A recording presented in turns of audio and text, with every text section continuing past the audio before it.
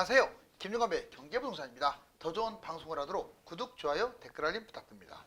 농협, 저축, 새마을 파산, 예금 난리, 빨리 뛰어가라.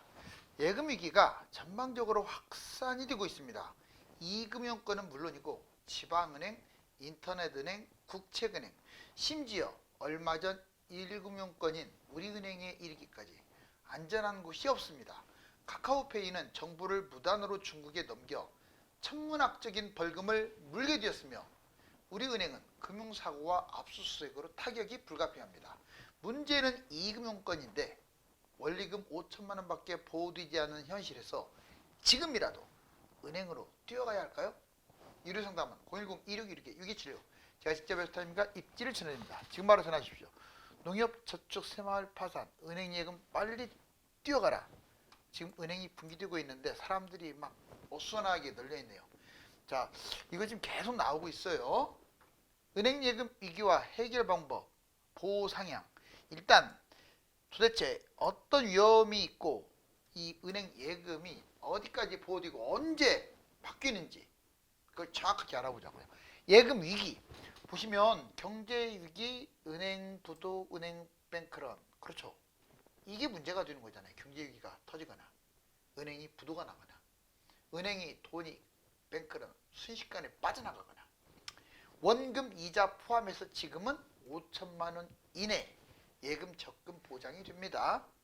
경제 위기가 아직은 경제 위기 확률이 적어요. 그러니까 이 말 듣고 뛰어가 가지고 해약하라는 뜻이 아닙니다. 지금 해약은 하지 말고 일단은 만기까지 보유하세요. 일단은 다만 너무 금액이 크면은 그건 여러분들이 알아서 하셔야 돼요. 제가 말하는 것은 뭐 5천, 뭐 1억 이 정도인데 막 2억, 10억 이렇게 돼버리면 이금융권에다가 그거는 좀 생각해 봐야 돼요. 최선의 방법. 이금융권 1, 2년 정도 남았다면 그냥 만기에 찾아서 옮기는 게 안전합니다. 좀 찜찜하긴 해도 이자까지 손해볼 필요 없잖아요. 그런데 여기 보세요. 우체국, 1금융권, 즉 5대 은행을 말하는 거죠. 또는 국책은행, 기업은행이나 산업은행 이런 데는 안전하다고 봐야 돼요. 금융위기 터져도 망할 가능성은 높지 않습니다. 근데 이금융권은 상당히 불안하죠. 만약 금융위기가 터져버리면. 여기 보시면 이금융권도 법인이 다른 곳, 즉 새마을금고라고 해서 같은 법인이 아니잖아요. 각각 지점마다 법인이 다른 새마을금고라면 다 보장이 다 돼요. 5천만 원씩 다 보장됩니다. 그래서 4천만 원 분산 예치하세요. 그렇다면 이 보호 상향, 이제 상향시킨다고 이번에 국회에서 22일 날 예금자 보호한도 1억까지 상향시킨다고 했습니다. 2025년 말, 즉 내년 말이나 아니면 늦으면 2026년 내후년 초 이게 1억까지 시행 적용됩니다. 즉 빨라야 내년 말이고요. 늦으면 내후년 초예요.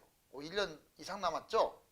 그래서 1억 보장된다라고 생각하시면 안 돼요. 지금은 이건 유동성이 있으니까 법원 통과 이제 28일 날 될 겁니다. 예금금리 높은 저축은행, 새마을, 농협, 즉 예금금리가 높은 이금융권이 유리합니다. 같은 1억일 경우 1금융권은 아무래도 이금융권보다 이 금리가 낮을 수밖에 없잖아요. 다만 반은 1억 이상의 초과 금액을 저축할 때는 당연히 1금융권 안전한 곳에 해야죠. 여기 볼래요? 금감원이 카카오 중국의 무단제공, 과징금, 아우 이거 뭔 짓거리입니까 이게 왜 나왔냐면 이제 벌금을 맞게 생겼어요. 카카오페이가 중국 알리에 고객 정보를 다 넘겼어요. 정말 심각한 얘기죠. 저는 카카오 개인적으로는 좋아합니다. 그런데 좋아하는 것과 이 이적질을 한 것은 별개 문제죠. 알리페이의 정보 제공, 고객의 동의 없이 카카오페이 무단적으로 제공한 거예요. 중국의 알리페이 547억 건입니다. 여러분들 어마어마하죠. 약 4천만 명 분량을 제공시킨 거예요. 카카오 계정, 주문, 결제 정보 5.5억 건이나 해당되고요. 이걸 좀 다 넘겨버린 거예요. 과징금은 천문학점인데 지금 얼마가 나올지 몰라요. 과징금이. 알리페이 이용 목적. 자, 피지 업무 거짓 기재해가면서 불법 저질렀죠. 자, 토스 아시죠? 토스 고객 무단으로 사용해가지고 별로 크지도 않는데 60억이나 과징금을 냈었어요. 토스가. 그런데 토스보다 이거 광범위하잖아요. 이 과징금이 정말 천문학적인데 얼마나 올지 가늠조차도 안 되네요. 카카오 변명을 하고 있어요. 위탁 계약에 따른 합법 제공이다라고 항변하고 있고, 개인정보 위탁정보 제공, 원래 이걸 동의받는 것은 없다. 동의가 불필요한 관계다. 이런 식으로 빠져나가려고 합니다. 부정거래 활용 못하도록 암호화로 제공했기 때문에 부정거래 안 했다. 그렇지만 너무 불법적인 내용들이 지금 드러나고 있기 때문에 아마 과징금 피할 길 없을 것 같은데요. 그 다음에 또 하나, 우리은행 보세요. 약간 이제 이 우리은행은 검찰 본격적으로 압수수색했다. 얼마 전에도 제가 얘기했어요. 지금 최대 위기를 맞고 있습니다. 잘못하면 우리은행 이거 이금융권은 나락으로 추락해요. 합병돼 버리거나. 당장 그렇다는 건 아닌데 너무 사고를 크게 쳤어요. 금융사고 2025년에만 와서 네 번째 벌써 사고야. 네 번째. 세상에나. 부동산 이면 계약, 대출 금액보다 분양 금액이 더 나가는 식으로 많이 돈을 뺀 거예요. 이면 계약까지 써가지고. 원래 이면 계약을 쓰잖아요. 불법할 때. 보세요. 6월 달에 100억, 8월 달에 165억, 9월 달에 55억, 11월 달에 25억. 이게 뭡니까? 아니, 1금융권은요. 한 번 사고도 힘들어요. 다른 데 어디 사고 난 거 봤어요? 본의 아니게 한 번 어떻게 터질 수는 있는데 이거 4번 스트레이트로 거의 뭐 그냥 새마을금 그 지점만 떠못해요. 압수수색 그것도요. 되게 웃긴 게 전 회장이 문제가 됐어요. 어떻게 우두머리가 이 짓거리를 합니까? 보세요. 손태승 전 우리금융지주 회장 친인척 부당 대출을 한 거죠. 아주 이거 있을 수 없는 일. 은행장 경영진도 끼어들어갔어요. 거기에. 부당대출 당국에 보고를 안 했습니다. 물론 인지상정인 면도 있지만 이거 정말 치명적인 불법 아닙니까? 은행 운영진이 결부된 범죄입니다. 그래서 피의자 신분으로 압수수색을 했어요. 결국 우리은행은 직간접 타격을 받을 수밖에 없을 겁니다. 우리금융 신뢰가 땅바닥으로 떨어졌어요. 1금융권 자격을 상실할지도 모른다는 우려. 금감원 명령으로 대출 중단, 아예 대출 중단시키게끔. 그래서 관치금융이라는 말까지 들을 정도로 얼마나 이 우리은행의 건전성이 문제가 되면 지금 대출하면 큰일 날 것 같거든요. 그래서 대출 중단시켜버렸어요. 정기검사에서 자본 비율이 악화되고 경영지표가 정말로 심각한 상황입니다. 즉 이런 거 아니라도요. 압수수색 금융사고가 아니라도 지금 건전성 문제가 정말 이금융권 못지않게 심각하다. 이번에도 국책은행 참 정말 은행 얘기만 하면요. 막 혈압이 올라가요. 국책은행 우리나라 은행인데 건설업 대출 부실 1600억 PF 리스크 암운 지금 기업은행, 수출입은행, 산업은행 이게 국책은행 아닙니까? 그런데 이 은행들이 국책은행 안전한 거 아니에요? 뭘 안전하기는 개뿔 안전해요. 국책이 들어갔기 때문에 그냥 그런 생각이 드는 거지 사실상 1금융권 최악 아니 2금융권 수준이에요. 내막을 들여다보면 돈잔치하고 있고요. 실적이라는 것은 본인들이 갖고 있는 빚을 탕감한 다음에 실적을 논해야 하는데 빚은 엄청나게 많고 이만큼 흑자냈다고 실적 이게 바로 국책은행의 착태입니다. 물론 여기에 근무하시는 소중한 분들도 많은데 그렇다 이거예요. 기업은행 태형건설의 PF 대출 997억 원 3위권 대출 부실채권 이자만 5조 고정이야 여신 벌써 1.0 연체 0.64 1금융권의 2배죠. 개인사업에 3,746억 소상공인의 76조 세상에 소상공인의 76조 기업은행이 이거 받을 수 있을까요? 이자 잔액만 1조. 이거 띠끼어버리면 난리 나는 거죠 이제. 만약 경제위기 터지면 작살나는 거예요 이거. 이거 국가 완전 어떻게 할지 모르겠어요. 수출입 5년 금융 대기업. 여러분들 5년 동안 한 개 기업이 한 곳밖에 없었어요. 수출입은행. 그런데 지금은 42곳으로 늘어났어요. 얼마나 방만하게 운영하고 얼마나 막 빌려줬으면. 한 개 기업이 한 곳이 42곳.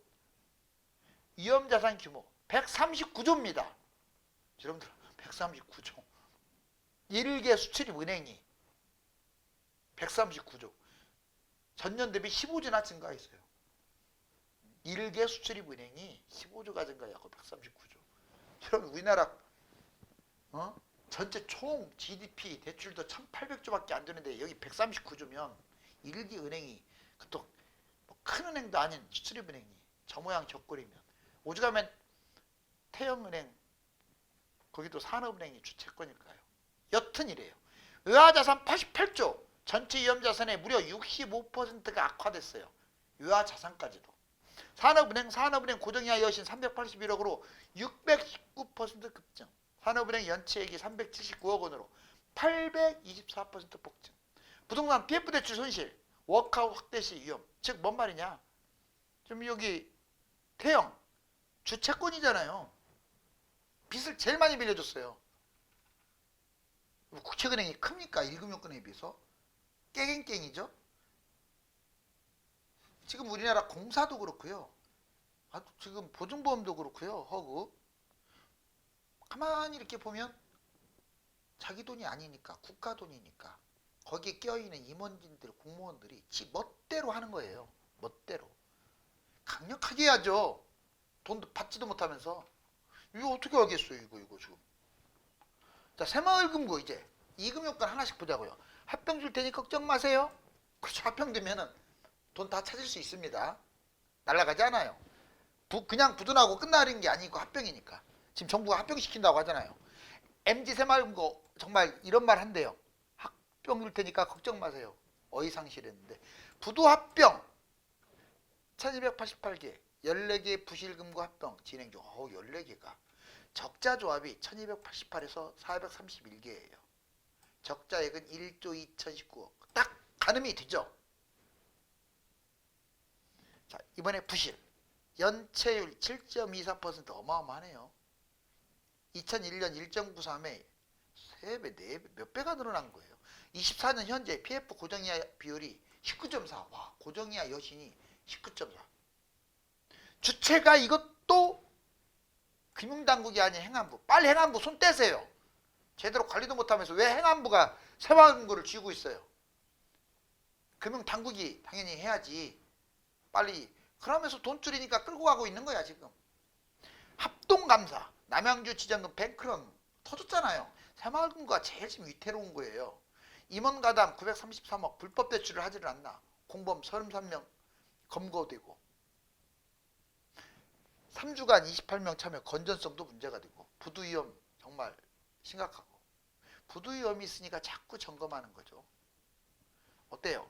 새마을금고 위험하죠.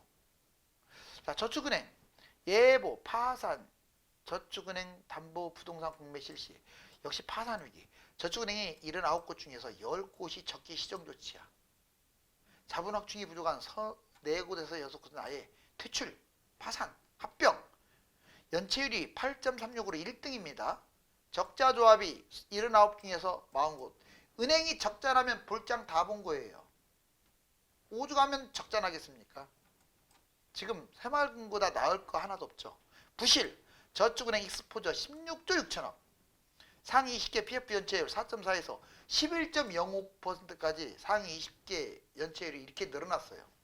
24년 6월 PF 고정이하 여신 비율 29.7, 새마을금고 19점,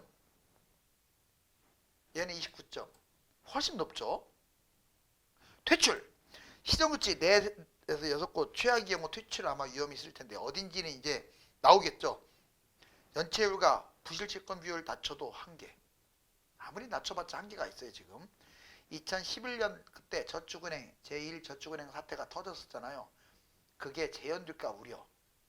지금 그나마 최근에 자기 자본 확충 이런 거 하고 있고 금융당국이 계속 주시를 하고 있기 때문에 좀 낫기는 합니다. 그러면 상호조합 이번에는 이금융권 상호조합도 상당히 위험합니다. 뭐가 상호조합이냐? 농협, 신협, 수협, 산림조합 이 네 군데예요. 물론 새마을금고를 여기에 끼워넣기도 합니다.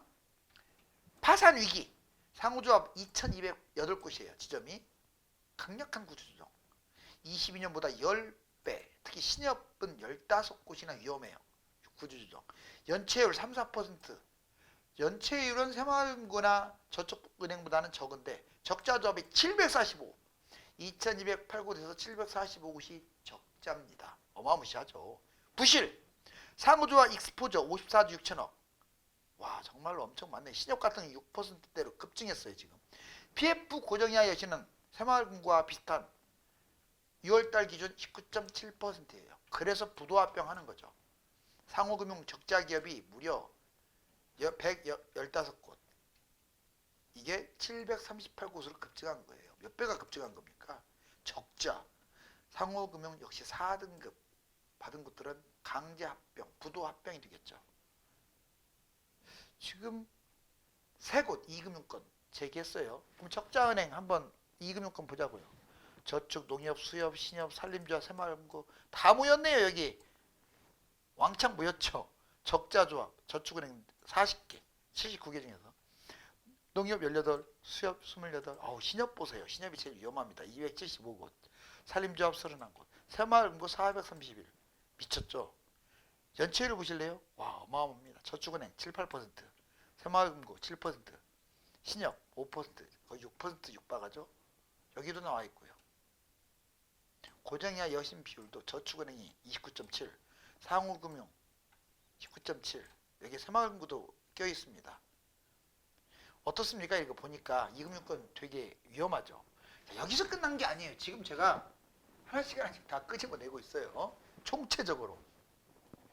인터넷 은행, 지방은행은 그럼 안전하냐? 얘들도 위험해요. 보세요. 인터넷 은행 원리금 못 받는 악성 깡통 대출이 1년 새 2배나 급증했어요. 인터넷 은행이 뭐냐? K뱅크, 토스뱅크 이런 것들을 말하는 거예요. 무수익 여신, 다른 말로 깡통 대출 5,326억이나 증가했는데 이런 것들이 자꾸 늘어나면 뱅크런 위험성에 노출되는 거죠. K뱅크 무수익 대출 비중 1.42%로 60%나 늘었고 토스뱅크도 자 1.00으로 20%나 증가했습니다. 그나마 인터넷 은행은 좀 양호하죠. 지방은행은 난립니다. 난리. 무수익 여신 깡통대출 1조 원 돌파 40%나 증가했어요. DGB 대구 2253, BNK 부산은행 1197억. 이것만이 아니라요. 광주 뭐 기타 이름 들어가는 곳들 있잖아요. 조심해 하셔야 돼요. 뭐 거기 지방 사랑한다고 해서 그 지방 해당 은행 거기에다가 돈을 왕창 넣어놓는다? 그건 순진한 생각이죠. 안전한 곳에 넣어야지. 왜 그래요? 지금 분명히 지방은행 위험하다고 말했는데요. 이금융권 은행, 아까 저축은행, 새마을금고, 상호금융 여러 번 얘기 나왔었어요. 인터넷은행, 지방은행, 이금융권 이렇게 위험하다 이 말이죠. 자 이번에 여러분들이 이제 아파트 강남 아파트 줄줄이 폭락. 정말 폭락하는 거 맞아요? 아주 중요해요 이거. 그동안에 강남은 폭등만 했습니다. 거의 2년 동안 잠깐 추첨했을 몇 번 추첨했고 거의 폭등했어요. 보세요. 압구정동 구현대 2차 52평 71.8억이 66억. 최고가 대비 5.8억 8%가 떨어졌어요. 애게 8% 떨어진 것 같고 왜 그래요? 이게 문제가 아니에요. 여러분들 66억이 최고가인데 이때 최고가 거래될 때 매물은 80억에 있었어요. 80억. 뭔 말인지 이해가요? 매물가로 따지면 20-30%가 떨어진 거예요. 그 밑으로 하나도 없었다니까요. 아예. 자 압구정 한양 1차 21평 25.7억이 20.8억. 오우 4억 9천 빠졌는데 마이너스 19%. 매물가로는 거의 40% 떨어진 거예요. 강남이 그래서 무서워요. 여름에 폭등할 때요. 그냥 거래 하나 50억에 두면 50억에 매물이 없어요. 60억에 있지. 그렇다고 안 잡을 수도 없고 결국 잡으니까 신고가 찍는 거예요. 60억 이렇게. 진짜 위험한 겁니다. 하지 말라는 게 아니라 다 그렇게 있어요. 강남이 다. 뭐 압구정만 그런 게 아니라 뭐 반포, 대치, 개포, 방배 뭐 다 그렇습니다. 그러니 3, 40억짜리를 인력 뭐 더 빼고 2차원이 아니고 5억, 10억 더 주고 사는 거예요. 한강변도 그래요. 그래서 상투장이 위험한 거고, 이번 겨울에 진짜 잡고 싶은 사람들은 그래서 잡으라는 거예요. 지금은 실거래가하고 매매가하고 비슷하게 나와 있어요. 실거래가하고 매물이 비슷하다고요. 그런데 조금만 올라가면 5억 올라가요. 5억. 이거 5억 안 주면 여기 깎아주지도 않아요. 강남은. 제 말 뭔 말인지 알겠죠? 안 사면 되지? 에이, 강남은 10년 지나서요 30% 이상 무조건 다 뜁니다. 여기 보세요. 압구정 한양 1차 28평 37.5가 33.5, 최고가 대비 4억, 10% 빠졌어요. 실질적으로는 30% 빠진 거예요. 호가까지 따져버리면. 호가가 중요하니까. 청담동 동양파라고 64평 59.5억이 50억. 오, 9.5억 빠져서 15% 떨어졌어요. 자, 호가 따지면 거의 3, 40% 빠진 거예요. 청담동 건영 30평 33억이 27.2억, 최고가 대비 5.8억, 마이너스 17%. 무지막지하게 빠졌죠.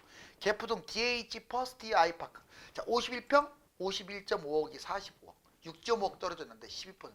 지금 강남은 계속 올라가기만 하는데 빠졌다는 게 대단한 거죠.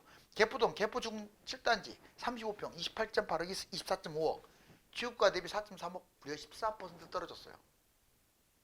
여기 곱하기 3 하면 돼요. 이 하락에 곱하기 2나 3. 호가.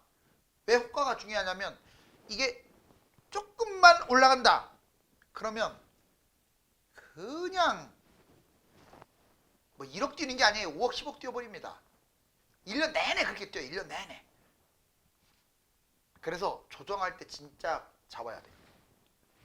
도곡동 동그레슬 43평 41억이 35.7억, 최고가 대비 5.3억, 하락했고 12%.